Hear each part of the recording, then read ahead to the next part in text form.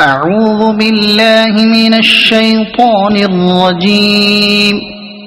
بسم الله الرحمن الرحيم. قل أعوذ برب الناس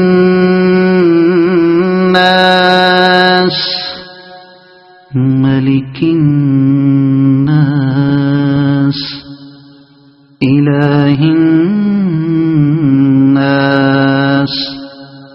من شر الوسواس الخناس الذي يوسوس في صدور الناس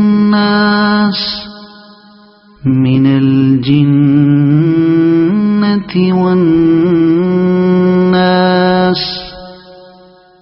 صدق الله العظيم.